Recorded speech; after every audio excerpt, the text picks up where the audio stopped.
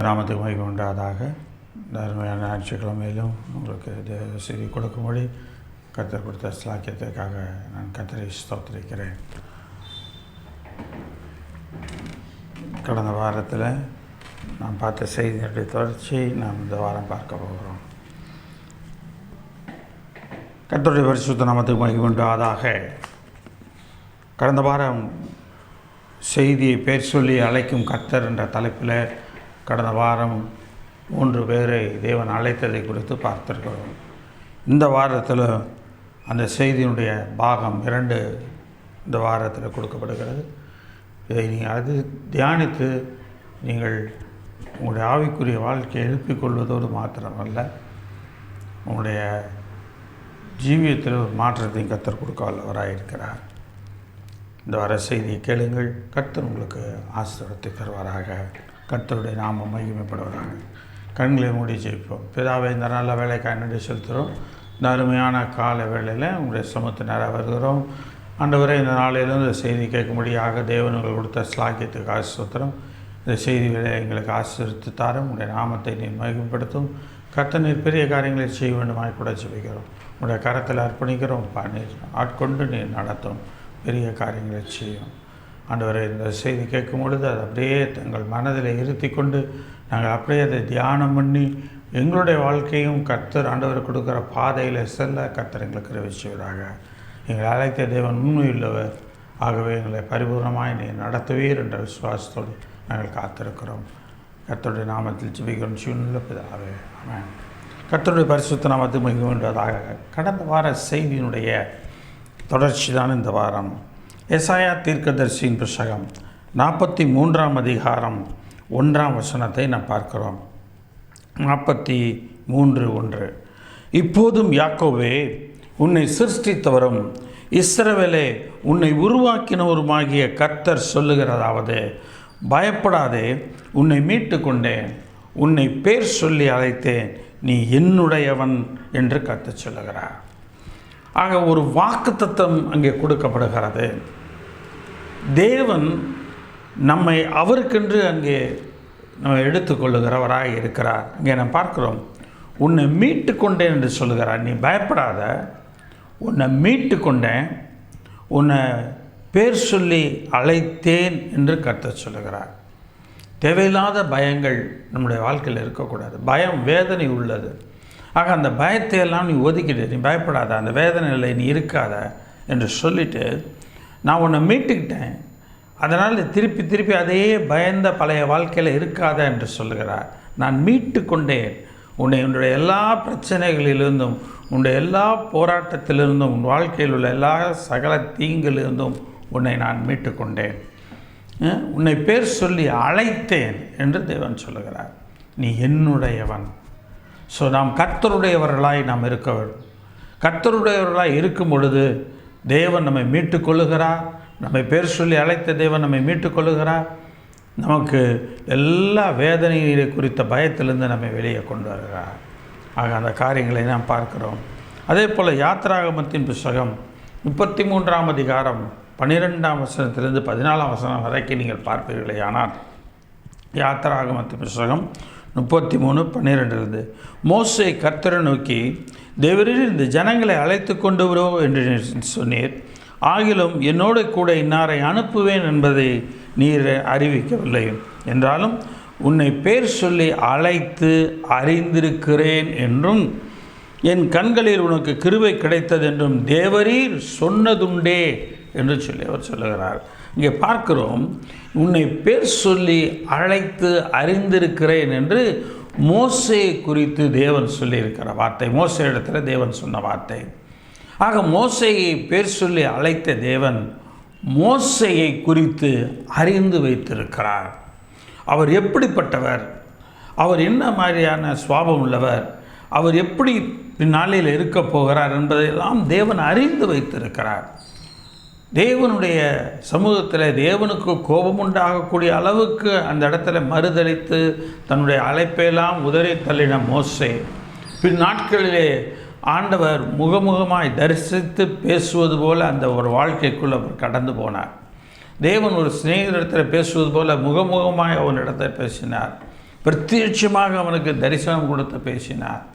ஆக அந்த அளவுக்கு ஆரம்பத்தில் மாட்டேன் முடியாது என்று சொன்ன அந்த மோசே பிற்காலத்தில் தேவனுடைய பரிபூர்ணமான சித்தத்துக்கு தன்னை ஒப்பு கொடுத்து தேவனுடைய அழைப்பில் உறுதியாக இருந்தான். அதனால்தான் தேவனிடத்தில் இங்கே மோசே மறுபடி சொல்லும்போது, உன்னை பேர் சொல்லி அழைத்து அறிந்திருக்கிறேன் என்று சொன்னீரே, என்னை பற்றி எல்லாம் உங்களுக்கு தெரியும்னு சொல்லிட்டீங்கப்பா. என்னுடைய வாழ்க்கையில் என்னென்ன காரியங்கள் எல்லா காரியமும் உங்கள் கண்ணுக்கு முன்னாடி வந்துருச்சு, உங்களுக்கு முன்னாடி எல்லாம் இருக்குது. ஸோ நீங்கள் என்னை அறிந்திருக்கிறபடினால் நான் அந்த இடத்துல என்னை ஒப்பு கொடுக்குறேன். எனக்கு அருமையான தேவனுடைய பிள்ளைகளை, தேவன் நம்மை அறிந்து வைத்திருக்கிறார். அதை நாம் உணர வேண்டும். மோசே மாத்திரம் அழைத்து அறிந்திருக்கிற தேவன் அல்ல, இன்றைக்கி இந்த செய்தி கேட்குற உங்களையும் அழைத்து அறிந்திருக்கிற தேவன், உங்களையும் மீட்டு கொண்ட தேவன், உங்களையும் முற்று முடிய பயத்திலிருந்து வெளியே வர சொல்லுகிற தேவன் பேர் சொல்லி அழைத்திருக்கிறார். அந்த பேர் சொல்லி அழைக்கும் பொழுது நம்முடைய முழு வரலாற்றையும் அவர் எடுத்து பார்க்கிறார். நீங்கள் அதனால் கவலைப்பட வேண்டிய அவசியம் இல்லை. இது நாள் வரைக்கும் நீங்கள் எப்படியெல்லாம் இருந்தீர்கள், நீங்கள் எப்படியெல்லாம் பாடுபட்டீர்கள். ஆனால் தேவனுடைய சபைக்கு போக தொடங்கிய பிற்பாடு, தேவனுடைய வார்த்தைகளை கேட்க தொடங்கிய பிற்பாடு உங்களுடைய வாழ்க்கை எப்படியாக மாறியது, எப்படிப்பட்ட வாழ்க்கையாக இருந்தது இருக்கிறது என்று சொல்லி தேவன் அறிந்திருக்கிறார். ஆக உங்களை குறித்து அறிந்திருக்கிறபடினாலே தேவனிடத்தில் நீங்கள் சமீபமாக இருக்கிறீர்கள். ஆக தேவனோடு நல்ல ஐக்கியமும் உறவும் உள்ளவர்களாக இருக்க வேண்டும். மோசே எப்படி தேவனோடு ஒரு நல்ல ஐக்கியம் உள்ளவராக, தேவனிடத்தில் அவன் உண்மை உள்ளவராக இருந்தாரோ, அதே போல் நம்முடைய வாழ்க்கையிலும் நாம் தேவனுடைய காரியங்களில் உண்மை உள்ளவர்களாக நாம் இருக்க வேண்டும். ஒரு சிநேகிதனைப் போல ஆண்டவர் நம்மை கருதுவது போல நாமும் ஆண்டவரிடத்தில் சிநேகிதர்களாக பாவிக்க வேண்டும். சிநேகிதன் எல்லா காலத்திலும் சிநேகிப்பான். எல்லா காலத்திலும் சிநேகிதன் இந்த காலம்தான் சிநேகிப்பான் இல்லை, எல்லா நிலையிலும் சிநேகிப்பான். ஆனால் இன்றைய உலகத்தின் சிநேகமானது அப்படிப்பட்ட சிநேகங்களாக அல்ல. எத்தனையோ பேர் கர்த்தரை மறுதளிக்கிறார்கள், எத்தனையோ பேர் கர்த்தரை விட்டு விலகி போகிறார்கள், எத்தனையோ பேர் சிநேகிதன் என்று கூட நினைத்து பார்ப்பதில்லை. அந்த சிநேகிதர்களை முதுகில் குத்துகிறவர்களாக அல்லது அந்த சிநேகிதர்களாக பாவிக்கிற எல்லாரையும் அவருடைய வாழ்க்கையில் அந்த இடத்துல ஒன்றுமில்லாமல் தூக்கி போடுகிறவர்களாக இருக்கிறார்கள். இது உலக சிநேகம், இன்றைய சிநேகம். ஆனால் தேவன் சொல்லுகிற சிநேகம், அநாதி சிநேகத்தால் உன்னை சிநேகித்தேன், ஆதலால் காருண்யத்தினால் உன்னை இழுத்து கொண்டேன். அநாதி சிநேகத்தால் தேவன் நம்மை சிநேகித்திருக்கிறார். ஆக தேவ சிநேகம் என்பது வேறு, உலக சிநேகம் என்பது வேறு. தேவன் என்றைக்குமே சிநேகிக்கிற தேவன் ஒரு நாளும் நம்மை காட்டி கொடுப்பதும் இல்லை, நம்மை மறுதளிப்பதும் இல்லை. ஆக அந்த தேவனிடத்தில் நாம் கிட்டி சேர வேண்டும். இந்த நாளிலே நம்ம இன்னும் ஒருவரை குறித்து பார்க்க போகிறோம். யாத்திராகமத்தின் புத்தகம் 35ஆம் அதிகாரம் 30ஆம் வசனம் முதல் நாம் பார்ப்போமானால், பின்பு மோசே இஸ்ரவேல் புத்திரரை நோக்கி, பாருங்கள், கர்த்தர் யூதாவின் கோத்திரத்தில் ஊரின் மகனான ஊரியின் குமாரன் பெசலேயலை பேர் சொல்லி அழைத்து, ஆக பெசலேயல் என்கிற ஊரின் குமாரனாகிய அவனை அழைத்து அவன் விசித்திரமான வேலைகளை யோசித்து செய்யவும், பொன்னிலும் வெள்ளியிலும் வெண்கலத்திலும் வேலை செய்யவும், இரத்தினங்கள் முத்திரை வெட்டாக வெட்டி பதிக்கவும், மரத்தில் சித்திர வேலை செய்து சகல வினோதமான வேலைகளை செய்யவும் அவனுக்கு ஞானத்தையும் புத்தியையும் அறிவையும் அருளி அவன் சகலவிதமான வேலைகளையும் செய்யும்படி தேவ ஆவியினாலே அவனை நிரப்பினார். ஆக பேர் சொல்லி அழைக்கிற தேவன் மீட்டு கொள்ளுகிறார். பேர் சொல்லி அழைக்கிற தேவன் நீ என்னுடையவன் என்று சொந்தமாக்கி கொள்ளுகிறார். பேர் சொல்லி அழைக்கிற தேவன் அறிந்திருக்கிறார். இங்கே பார்க்கிறோம், பேர் சொல்லி அழைத்த தேவன் அவனுக்கு தேவ ஆவியினுடைய பிரசன்னத்தை அவனுக்கு தருகிறார். இங்கே பார்க்கிறோம். அது மாத்திரமல்ல, அவனுக்கு ஞானத்தையும் புத்தியையும் அறிவையும் அருளுகிறார். பேர் சொல்லி அழைக்கிற தேவன் அவனவனுக்கு தேவையான புத்தியையும் ஞானத்தையும் அறிவையும் அருளுகிறார். ஆக இது நமக்கு தேவை. எப்படி யார் இடத்துல எப்படி நடந்து கொள்ள வேண்டும், இந்த உலகத்தில் எவ்வளோ நாள் ஜீவிக்க போகிற வேண்டியது இருக்கிறவர்களும் நாம் எப்படி நடந்து கொள்ள வேண்டும், என்னென்ன மாதிரி நாம் நடந்து கொள்ள வேண்டும் என்று சொல்லி தேவ சமூகத்தில் நாம் கற்றுக்கொள்ள வேண்டும். ஆக கர்த்தருக்கு பயப்படுதலே ஞானத்தின் ஆரம்பம் என்று சொல்லி போட்டிருக்கிறது. ஆக கர்த்தருக்கு பயப்படுகிற பயத்தின் அந்த ஞானத்தை அவனுக்கு கொடுக்கிறார், புத்தியை அவனுக்கு கொடுக்கிறார். அவனுடைய தேவனுடைய காரியங்களிலெல்லாம் அவன் செய்யும் பொழுது எப்படி அவன் எவிட வேண்டும் என்கிற அந்த புத்தியை கர்த்தர் கொடுக்கிறார். அறிவையும் தேவன் அருளுகிற தேவனாயிருக்கிறார். இந்த 3 காரியங்களையும் அவனுக்கு அருளுகிறார். தேவ ஆவியினால் அவரை நிரப்புகிறார்.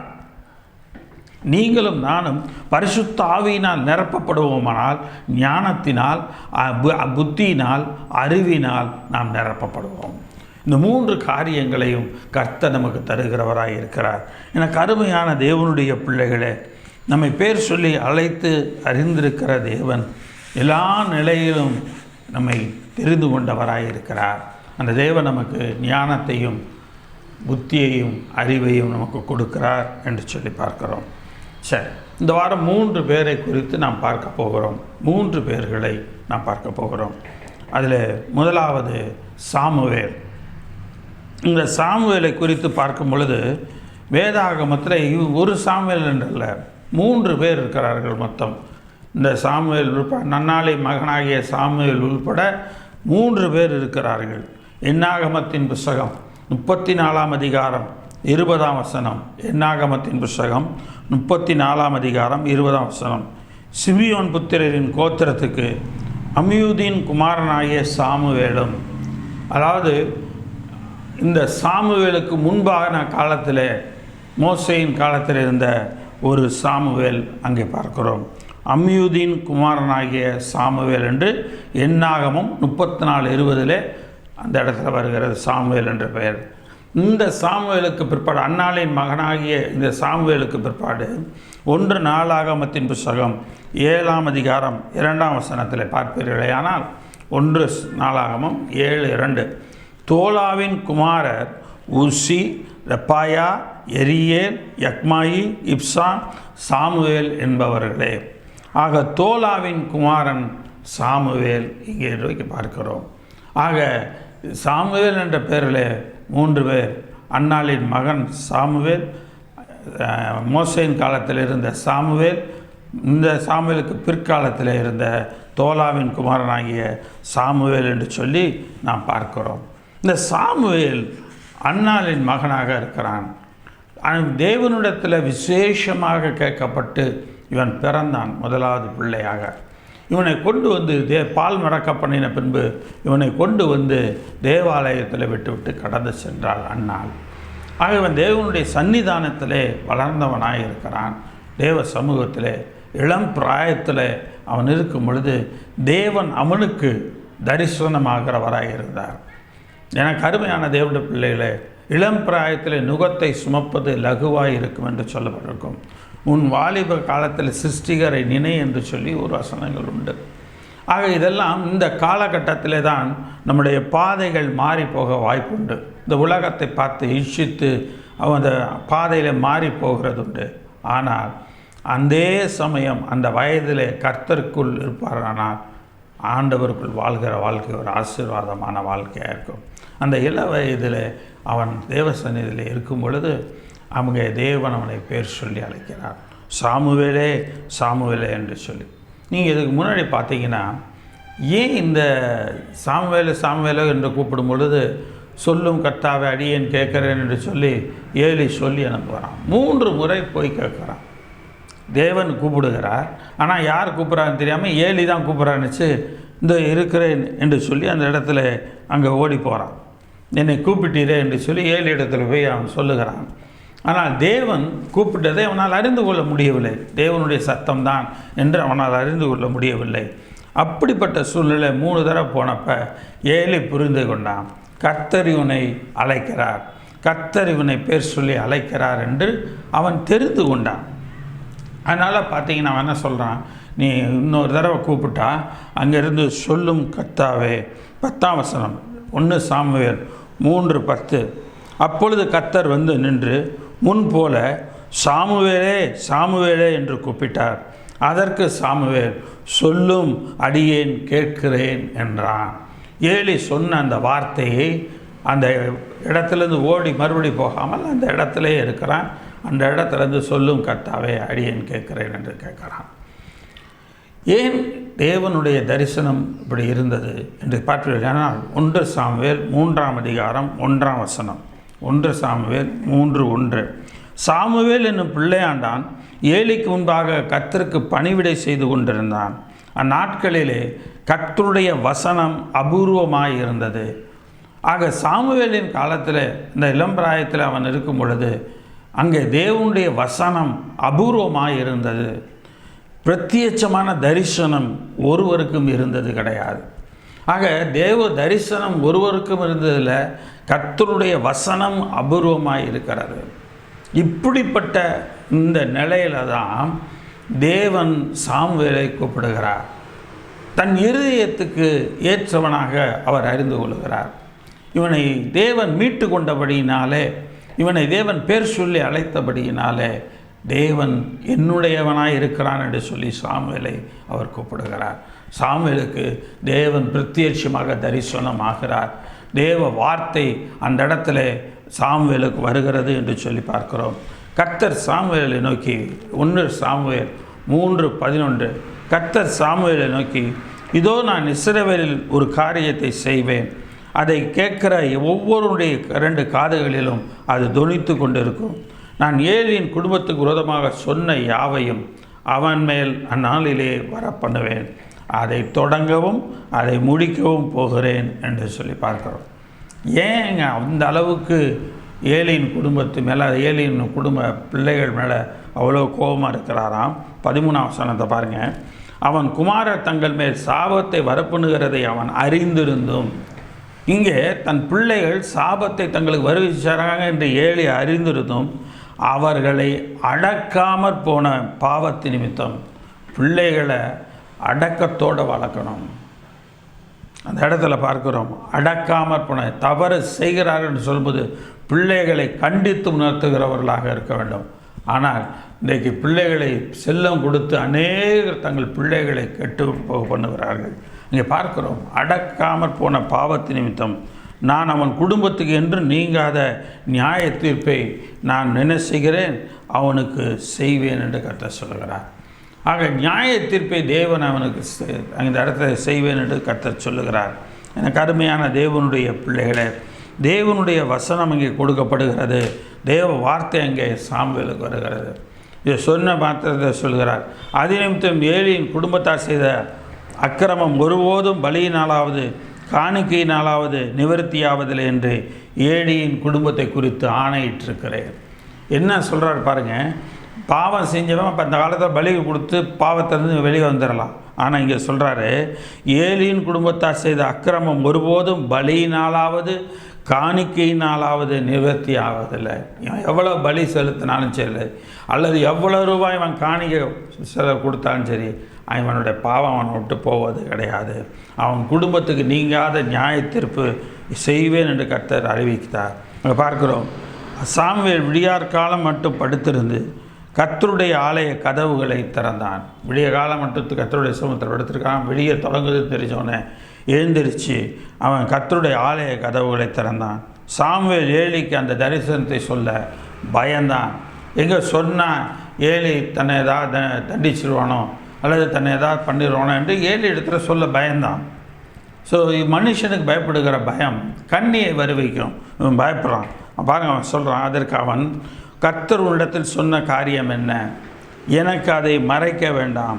அவர் உன்னிடத்தில் சொன்ன சகல காரியத்திலும் யாதொன்றையும் எனக்கு மறைத்தாயானால் தேவன் உனக்கு அதற்கு சரியாகவும் அதற்கு அதிகமானவும் செய்வாராக. நாங்கள் ஏலி அந்த இடத்துல சாமுவேலை மிரட்டுறான். என்ன சொல்கிறான், நீ கர்த்தர் ராத்திரி என்ன சொன்னாரோ நீ அதை சொல்லு. நீ சொல்லாமல் போனேன்னு சொன்னால் நான் உன்னை மறைத்தாயானால் அதற்கு சரியாகவும் அதற்கு அதிகமாகவும் உனக்கு செய்வார். கர்த்தர் தண்டனை கொடுப்பார். ஆக நீ சொல்லு என்றன். அந்த நேரத்தில் அப்பொழுது சாமுவேல் ஒன்றையும் அவனுக்கு மறைக்காமல் அந்த காரியங்களையெல்லாம் அவனுக்கு அறிவித்தான். அதற்கு அவர் கர்த்தர் அவர் தமது பார்வைக்கு நலமானதை செய்வாராக.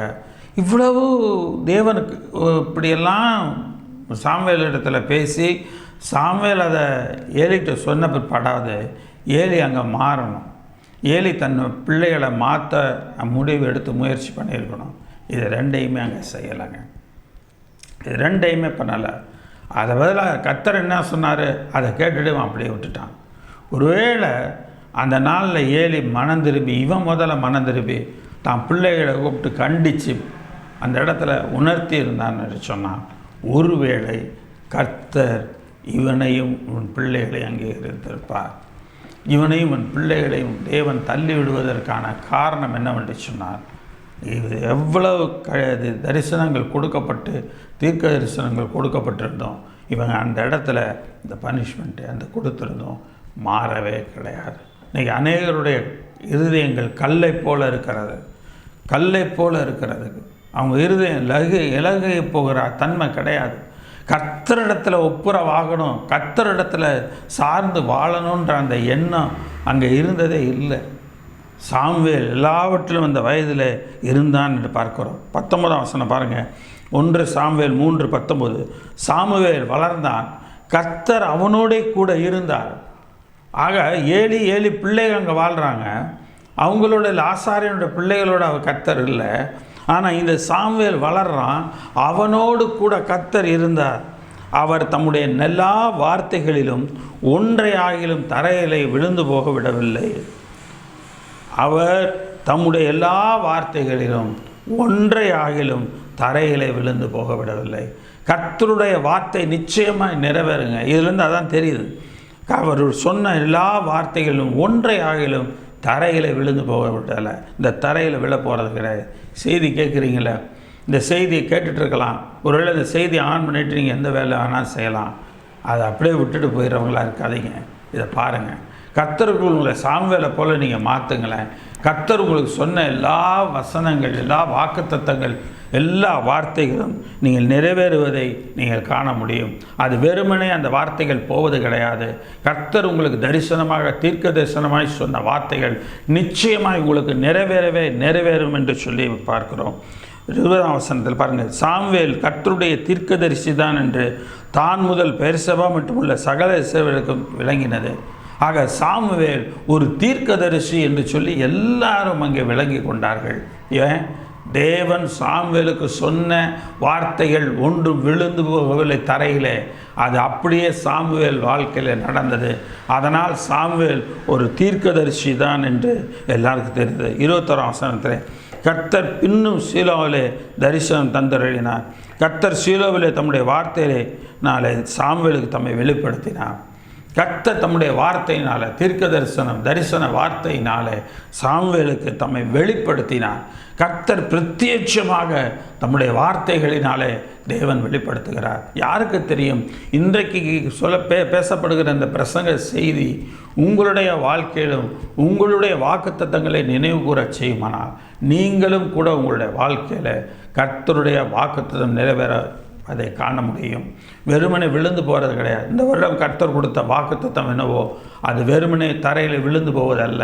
உனக்கு நன்மை செய்வேன் என்று சொல்லியிருக்கிறார். அந்த நன்மை செய்வேன் என்று சொன்ன தேவன் நன்மையை நிச்சயமாக செய்கிறவராக, எல்லாவற்றிலும் நிறைவேற்றுகிறவராக கர்த்தருக்கிறார். அந்த கர்த்தரிடத்திலே நாம் இருக்கிறவர்களாக இருப்போம். கர்த்தர் சாமுவேலுக்கு அங்கே வசனத்தினாலே எல்லா தரிசனங்களையும் கர்த்தர் தருகிறார். எனக்கு அருமையான தேவனுடைய பிள்ளைகளே, இந்த சாமுவேல் காலத்தில் இந்த நிகழ்வுகள் 2 நிகழ்வுகள் அந்த இடத்துல பார்க்குறோம். 1 சாமுவேல் 15:20-22 பார்க்குறோம். சவுல் சாமுவேலை நோக்கி, நான் கர்த்தருடைய சொல்லை கேட்டு கர்த்தர் என்னை அனுப்பின வழியாய் நான் போய் அமலேக்கின் ராஜாவாகிய ஆகாகை கொண்டு வந்து அமலேக்கரை சங்காரம் பண்ணினேன் என்றான். ஜனங்களோ உம்முடைய தேவனாகிய கர்த்தருக்கு கில்காலில் பலியிடுவதற்காக கொல்லையிலே சாபத்தீடாகும் ஆடு மாடுகளிலே பிரதான மாடுகளை பிடித்து கொண்டு வந்தார்கள் என்றான்.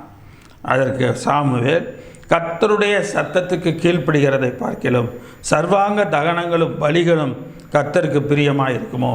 பலியை பார்க்கிலும் கீழ்ப்படிதலும் ஆட்டுக்கடாக்களின் நினத்தை பார்க்கிலும் செவி கொடுத்தலின் உத்தமம். இந்த சாமுவேல் வாழ்க்கையில் மிக மிக மிக முக்கியமான 2 நிகழ்வு என்னன்னு சொன்னால், சவுல் விழுந்து போகிற காரியம்.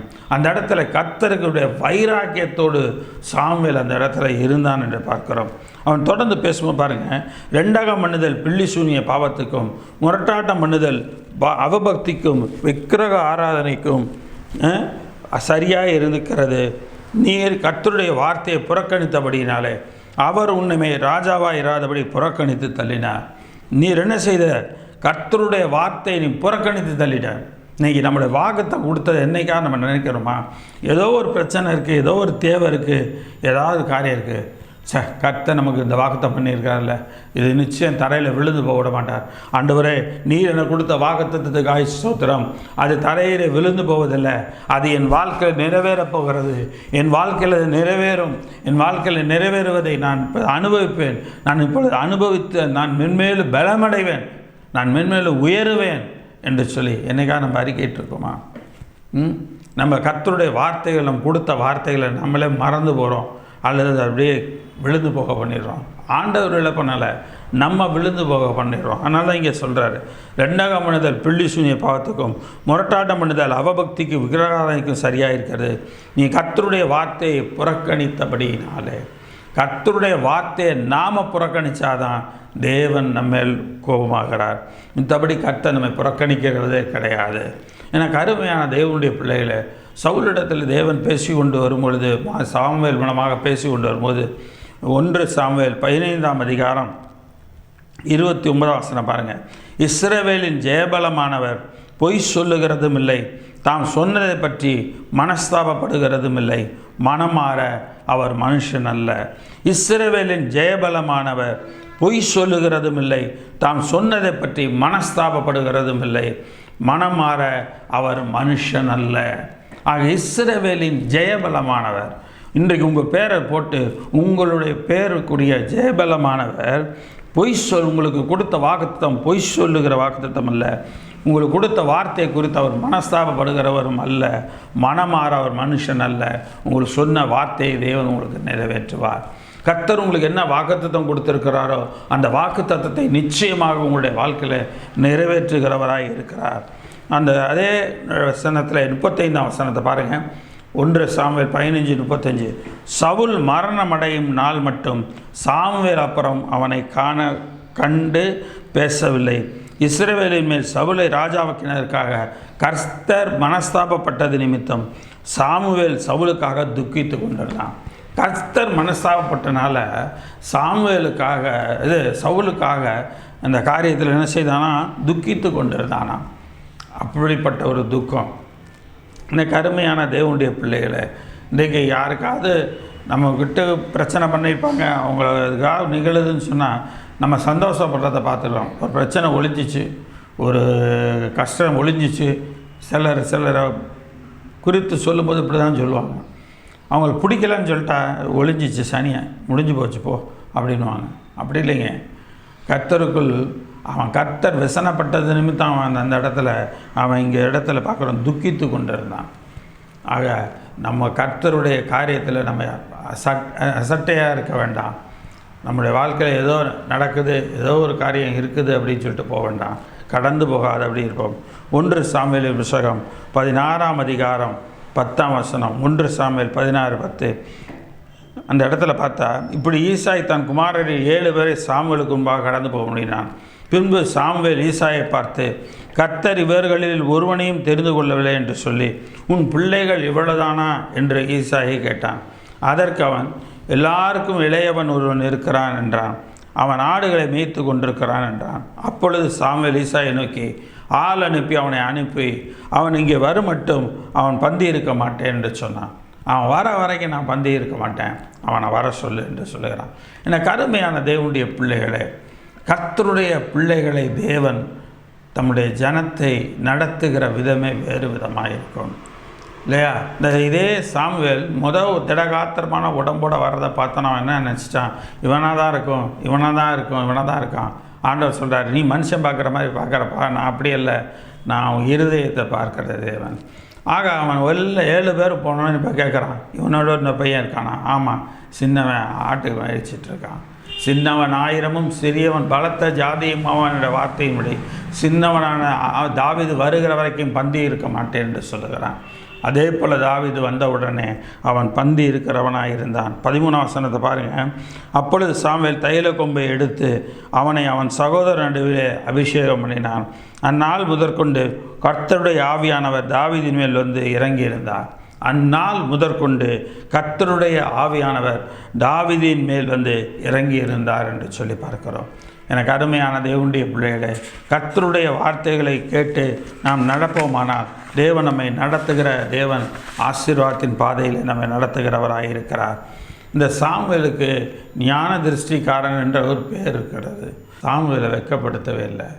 எங்கேயுமே தேவன் சாமுவேலை வெட்கப்பட்டு போகும்படி தேவன் கைவிட்டதும் கிடையாது. கர்த்தர் அவனோடு கூட இருந்தார் என்று சொல்லி பார்க்கிறோம். 2வது நபர் சீமோனே, சீமோனே. புதிய ஏற்பாட்டில் பார்க்கிறோம், சீமோனே, சீமோனே என்று தேவன் கூப்பிடுகிறார்.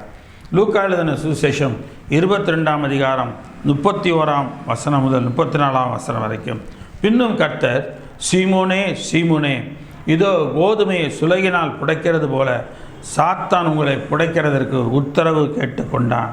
புடைக்கிறது என்பது இந்த இடத்துல சொல்லப்படுகிறது, சோதிக்கும்படியாக உத்தரவு பெற்றுக்கொண்டான். எப்படி யோபுவை சோதிக்கும்படியாக கர்த்தரிடத்தில் உத்தரவு பெற்று வந்து சோதித்தானோ, அதே போல் இங்கே உங்களையும் சோதிக்கும்படி உத்தரவு பெற்றுக்கிட்டான் கர்த்தரிடத்துலேருந்து.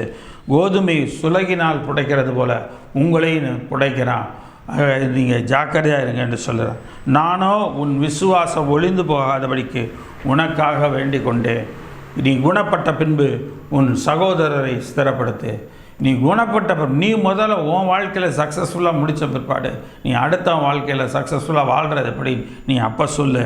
ஆக 33ஆம் வசனம் பாருங்கள். அதற்கு அவன், ஆண்டவரே, காவலிலும் சாவிலுமை பின்பற்றி வர ஆயத்தமாக இருக்கிறேன். இந்த சீமோன் சொல்லுகிறான், நான் காவலிலும் சாவிலுமை பின்பற்றி வர ஆயத்தமாக இருக்கிறேன் என்றான். அவர் அவனை நோக்கி, பேதுருவே, இன்றைக்கு சேவல் கூவுவதற்கு முன்னே நீ என்னை அறிந்திருக்கிறதை 3 தரம் மறுதளிப்பாய். கிட்டத்தட்ட நம்ம இங்கே செய்தி கேட்குற இடத்தில் பாருங்கள், இந்த அறிந்திருக்கிறேன் நான் அறிந்தவன் அப்படின்னு சொல்லி ஆண்டவர் சொல்லுகிறார். அதனால் இங்கே பார்க்கும் பொழுது நீ என்னை அறிந்திருக்கிறத, நான் யார் என்று எல்லாம் அறிந்திருக்கிறத, உனக்கு எல்லாம் தெரிஞ்சதுக்கிறத நீ மறுதளிப்ப. அந்த இடத்துல ஆண்டவர் சொல்லுகிறார், நீ என்னை அறிந்திருக்கிறதை 3 தரம் நீ மறுதளிப்பாய் என்று சொல்லி கர்த்தர் சொல்லுகிறார். என்னங்க அப்படி கர்த்தரை அவன் அறிந்திருந்தான்? என்ன விஷயத்தில் அவன் அறிந்திருந்தான்? மத்தேயு சுவிசேஷம் 16ஆம் அதிகாரம் 13ஆம் வசனத்திலிருந்து நாம் பார்க்கிறோம். பின்பு இயேசு பிலிப்பு செசரியாவின் திசைகளில் வந்தபோது இயேசு தினமும் தம்முடைய சீசரை நோக்கி, நீ மனுஷகுமாரனாகிய என்னை ஜனங்கள் யார் என்று சொல்லுகிறார்கள் என்று கேட்டார்.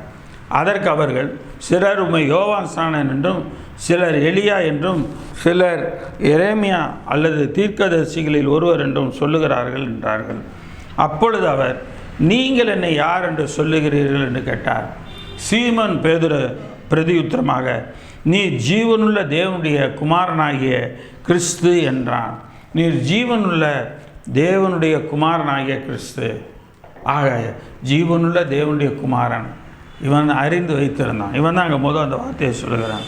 இவன் சொன்னோன்னே கர்த்தர் சொல்கிறார் பாருங்கள், யோனாவின் குமாரனாகிய சீமோனே, நீ பாக்கியவான், மாம்சமும் இரத்தமும் இதை உனக்கு வெளிப்படுத்தவில்லை, பரலோகத்திருக்கிற என் பிதா இதை உனக்கு வெளிப்படுத்தினார். நான் உனக்கு சொல்லுகிறேன், நீ பேதுருவாய் இருக்கிறாய். இந்த கல்லின் மேல் என் சபையை கட்டுவேன், பாதாளத்தின் வாசல்கள் அதை மேற்கொள்வதில்லை. பரலோக ராஜ்யத்தின் திறவுகோள்களை உனக்கு தருவேன். பூலோகத்தில் நீ எது கட்டுகிறாயோ அது பரலோகத்திலும் கட்டப்பட்டிருக்கும். நீ பூலோகத்தை எதை கட்டவிழ்கிறாயோ அது பரலோகத்திலும் கட்டவிழ்க்கப்பட்டிருக்கும். இந்த வார்த்தையை சொல்கிறார்.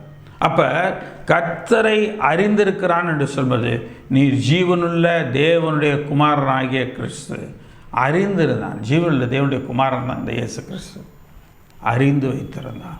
மற்ற யாரும் சொல்லலை, இவன் தான் அந்த இடத்துல அந்த வார்த்தை சொன்னான். அதனால தான் ஆண்டவர் அவனுக்கு சொன்னார், பேதுருவே, இன்றைக்கு சேவல் கூவுகிறதுக்கு முன்னே நீ என்னை அறிந்திருக்கிறதை 3 தரம் மறுதலிப்பாய் என்று சொல்லி, ஜீவனுள்ள தேவனுடைய குமாரனாய கிறிஸ்து என்பதை மறுதலித்துக்கிறவனாக அங்கே இருந்தான் என்று சொல்லி பார்க்கிறோம். எனக்கு அருமையான தேவனுடைய பிள்ளைகளை, இது மத்தேயு எழுதின சுவிசேஷம் 17ஆம் அதிகாரம் 24 27 வசனங்கள்.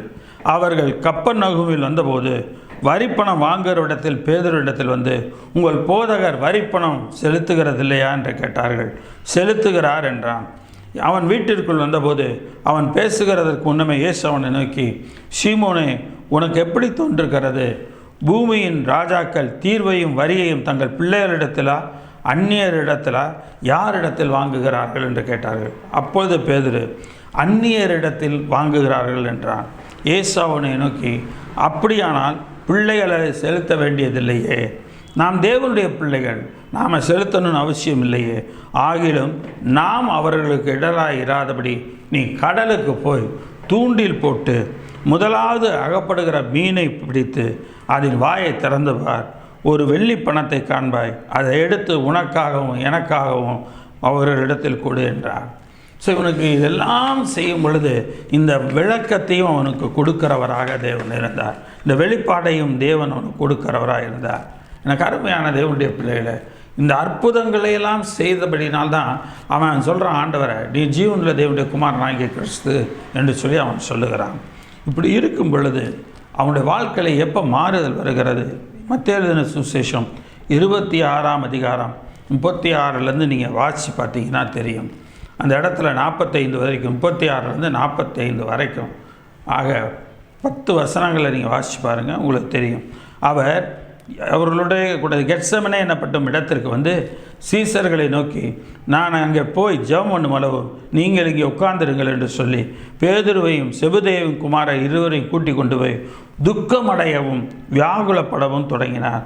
அப்பொழுது அவர், என் ஆத்மா மரணத்துக்கு ஏதுவான துக்கம் கொண்டிருக்கிறது, நீங்கள் இங்கே தங்கி என்னோட கூட விழித்திருங்க. அவங்க 2 பேரையும் சொல்கிறாரு, நீங்கள் என்னோட கூட விழித்திருங்க என்று சொல்லுகிறார். சற்று அப்புறம் போய் முகங்குப்புற விழுது, பிதாவே, இந்த பாத்திரம் என்னை விட்டு நீங்கக்கூடுமானால் நீங்கும்படி செய்யும், ஆகிலும் என் சித்தத்தின்படி அல்ல உம்முடைய சித்தத்தின்படி ஆக கடவுது என்று சொன்னார்.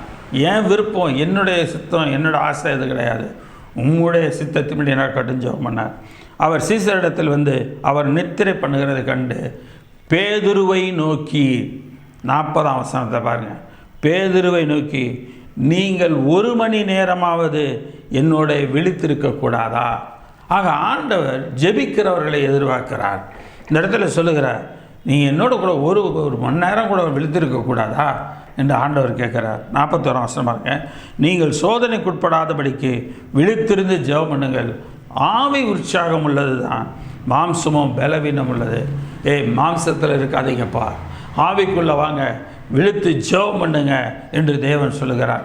இவங்க பண்ணுற ஜெபத்தினால தான் ஆண்டவராகிய இயேசு கிறிஸ்துவோட வாழ்க்கையில் அதிசயங்கள், அற்புதங்கள் எல்லாம் நடக்க முடியுமா? கிடையாது. இவங்க வாழ்க்கையில் இந்த ஜெபத்தின் முக்கியத்துவத்தை தெரிந்து கொள்ள வேண்டும். இந்த ஜெபத்தின் மூலமாக தேவனுடைய நடத்துதலை உணர்ந்து கொள்ள வேண்டும். ஆவியிலே இவர்கள் எல்லாவற்றையும் அனுபவிக்க முடியும், எல்லாவற்றையும் தரிசிக்க முடியும், எல்லாவற்றையும் அறிந்து கொள்ள முடியும்.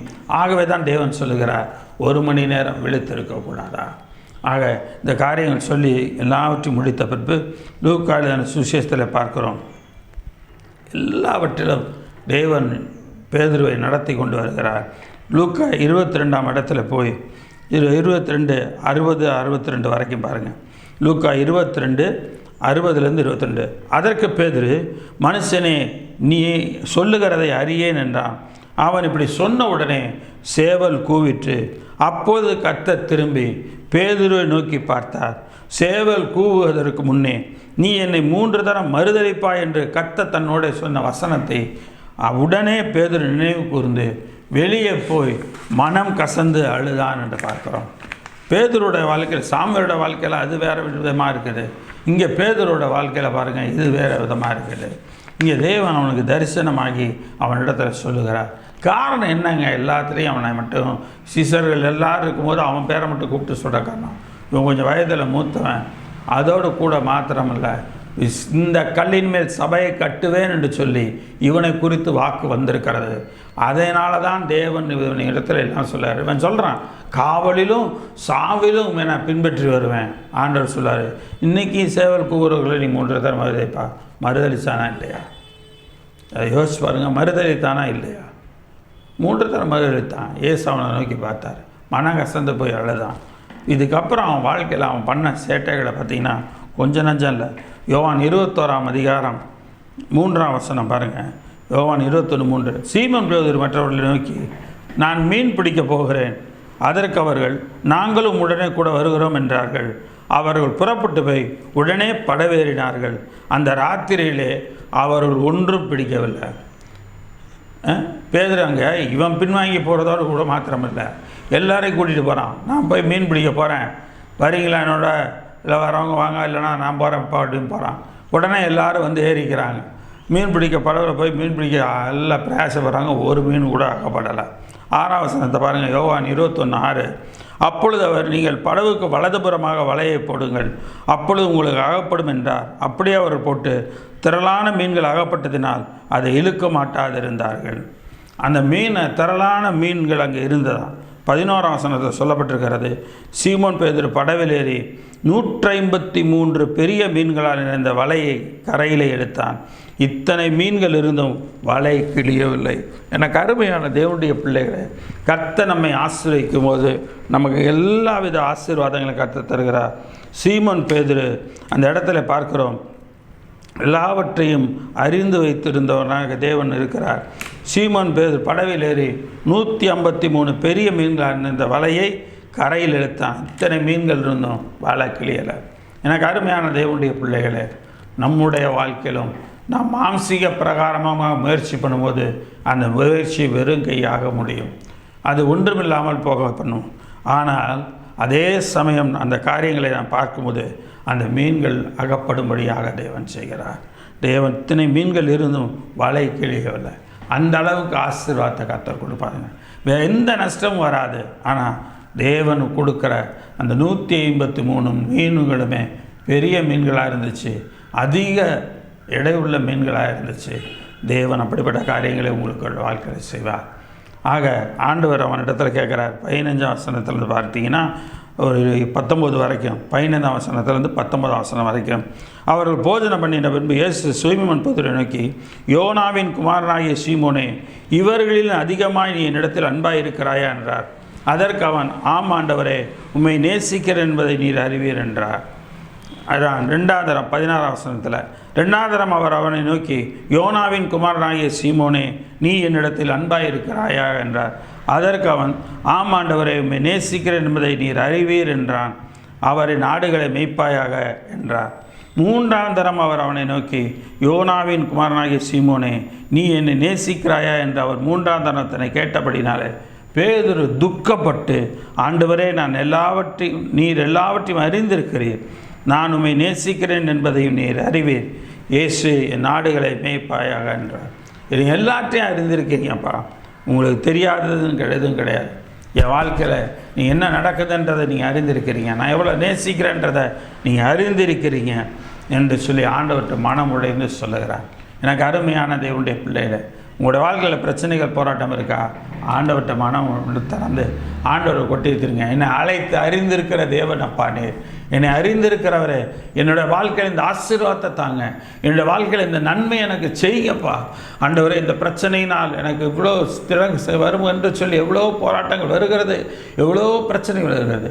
இவை எல்லாவற்றையும் நான் கடந்து போக, எல்லாவற்றிலிருந்து மேற்கொண்டு வெளியே வர நீர் என்னை அறிந்திருக்கிற தேவன் அல்லவா, என்னை நீர் நடத்தி கொண்டு வார். நான் பின்வாங்கி போகிறவனாக அல்ல, நான் எப்பொழுதும் உம்மோடு கூட இருக்கிறவனாக என்னை நீ வைத்துக்கொள்ளும். நீர் என்னை அறிந்திருக்கிறீர் ஆண்டவரே, என்னை நடத்தும் ஆண்டவரே என்று கேளுங்க. கர்த்தர் உங்களை நடத்துகிறவராக இருக்கிறார். கடைசியாக 3வது நபர் சவுலே, சவுலே என்று சொல்லி பார்க்கிறோம். இந்த சவுலே, சவுலே என்று சொல்லி பவுலை குறித்து அழைக்கிறதை பார்க்கிறோம். அப்போஸ்தலர் நடவடிக்கைகளின் புத்தகம் 9ஆம் அதிகாரம் 1ஆம் வசனத்திலிருந்து, சவுல் என்பவன் இன்னும் கர்த்தருடைய சீசரை பயமுறுத்தி கொலை செய்யும்படி சீறி பிரதான ஆசிரியரிடத்தில் போய், இந்த மார்க்கத்தாராகிய புருஷராகிலும் ஸ்திரீயாகிலும் தான் கண்டுபிடித்தார். அவர்களை கட்டி எருசலேமுக்கு கொண்டு வரும்படி தமஸ்குவில் உள்ள ஜெபாலயங்களுக்கு நிருபங்களை கேட்டு வாங்கினான். எல்லாத்தையும் நிருபத்தை கேட்டு வாங்குறான். இவன் என்ன செய்கிறான்? சீரி என்று பார்க்குறோம், கோபத்தோட உக்கிரத்தோடு அவன் அந்த இடத்துல செய்கிறான். உடனே என்ன நடக்குது? 3ஆம் வசனம் பாருங்கள். அவன் பிரயாணமாக போய் தமஸ்குவுக்கு சமீபித்த போது, தமஸ்கு உள்ளே போய் அந்த கோயில் எல்லாத்தையும் பிடிக்கணும், அந்த இயேசுவை வணங்குறவங்களை பிடிக்கணுன்ட்டு போகிறான். இந்த தமஸ்குவை நெருங்கும் போது என்ன செய்தான்? சடுதியிலே வானத்திலிருந்து ஒரு ஒளி அவனை சுற்றி பிரகாசித்து அவன் தரையில் விழுந்தான். அப்பொழுது சவுலே சவுலே, நீ என்னை ஏன் துன்பப்படுத்துகிறாய் என்று தன்னுடனே சொல்லுகிற ஒரு சத்தத்தை கேட்டான். நீ என்னை ஏன் துன்பப்படுத்துகிறன்ற ஒரு சத்தத்தை கேட்டான். அதற்கு அவன், ஆண்டவரே நீர் யார் என்றான். அதற்கு கர்த்தர், நீ துன்பப்படுத்துகிற கிறிஸ்து நானே, முள்ளில் உதைக்கிறது உனக்கு கடினமாம் என்றார். அவன் நடுங்கி திகைத்து, ஆண்டவரே நான் என்ன செய்ய சித்தமாக இருக்கிறேன். மற்ற 2 பேர் வாழ்க்கையில் இருந்ததுக்கு இதுக்கும் உள்ள டிஃப்ரெண்ட்டாக பாருங்கள். இவர் ஆண்டவர் இயேசுன்னு சொல்லி தன்னை வெளிப்படுத்தணுன்னு உடனே என்ன சொல்லிட்டான் பாருங்கள், டக்குன்னு, நான் என்ன செய்ய சித்தமாக இருக்கிறேன் என்றான். அதற்கு அவர், நீ எழுந்து பட்டணத்துக்குள்ளே போ, நீ செய்ய வேண்டியதை அங்கே உனக்கு சொல்லப்படும் என்றார். அவனுடைய கூட பிரயாணம் பண்ண மனுஷர்கள் சத்தத்தை கேட்டும் ஒருவரையும் காணாமல் பிரமித்து நின்றார்கள்.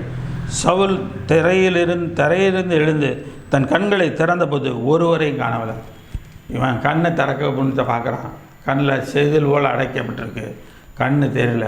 இவனை கையில் கொடுத்து பிடிச்சி இவனை கூப்பிட்டு போகிறாங்க. தமஸ்குவில் அனனியான்னு பேருள்ள ஒரு சீசன் இருந்தான்.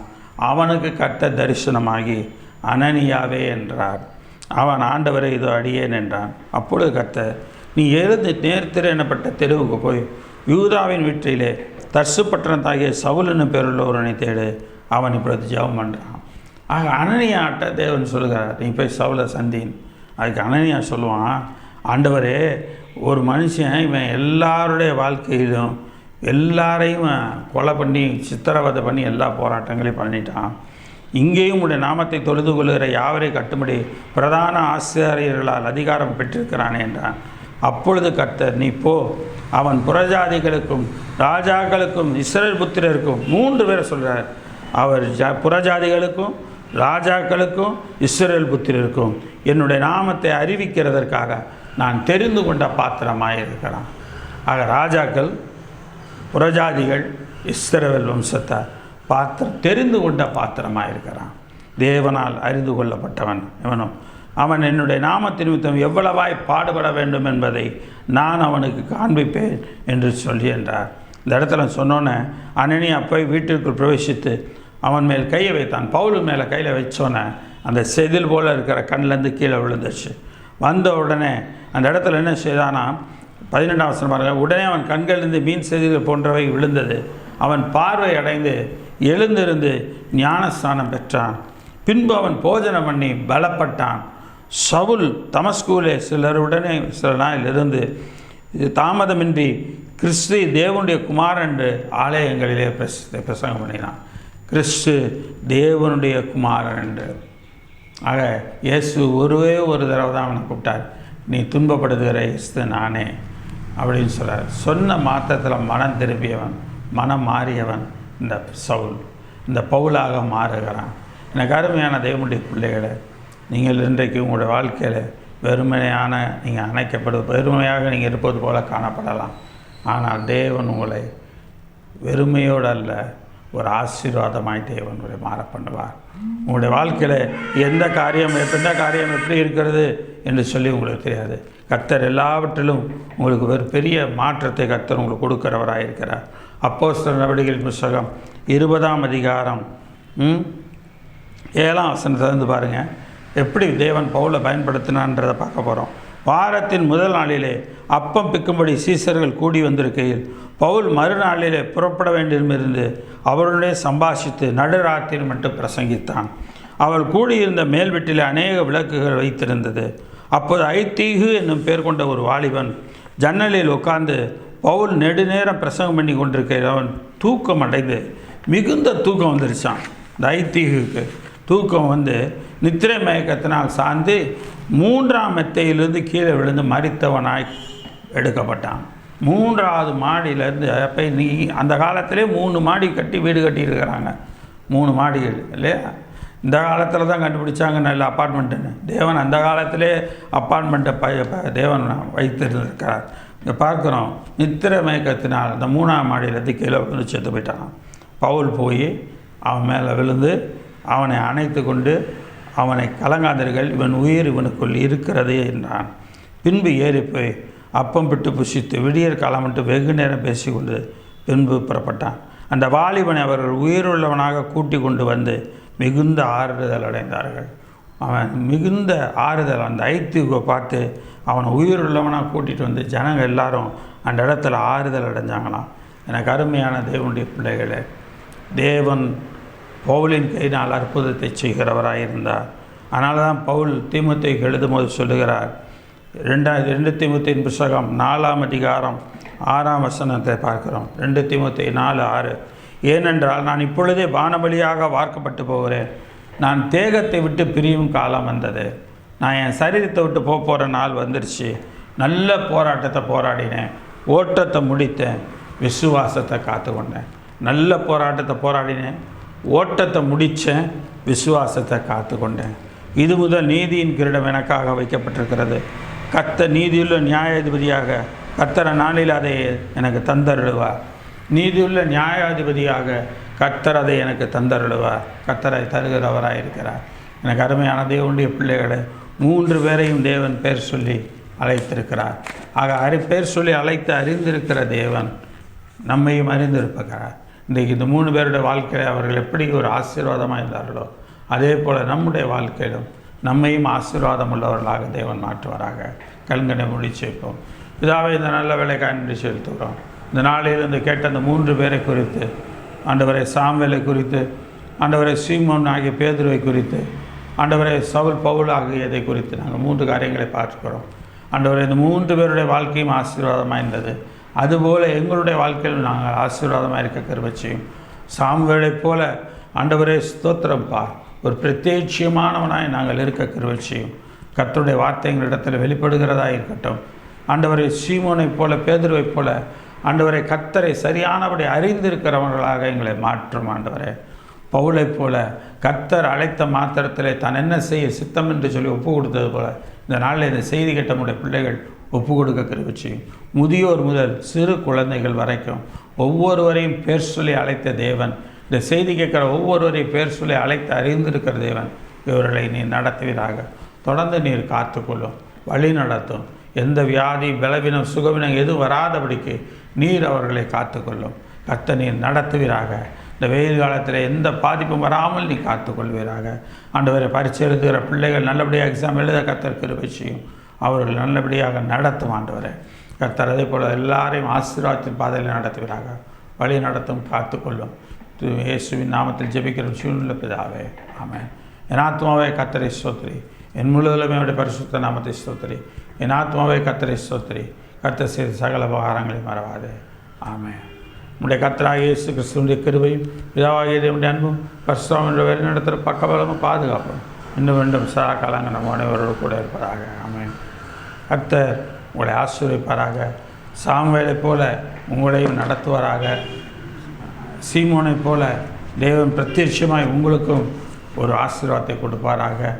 அதே போல் பவுலைப் போல நீங்களும் நல்ல ஒரு போராட்டத்தை வாழ்கிற வாழ்க்கை நாளில் போராடி ஓட்டத்தை முடித்து ஜெயத்தை பெற்றுக்கொள்வர்களாக இருங்க. கர்த்தர் உங்களை ஆசீர்வதிப்பார், வழி நடத்துவார், காத்துக்கொள்வார்.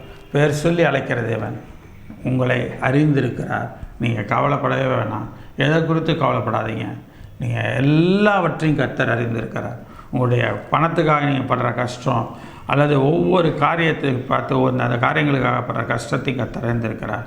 அவர் நிச்சயமாக உங்களுக்கு நன்மை செய்யவே செய்வார், மாற மாட்டார். கர்த்தர் உங்களோடு கூட இருப்பாராக. ஆமென், ஆமென், ஆமென்.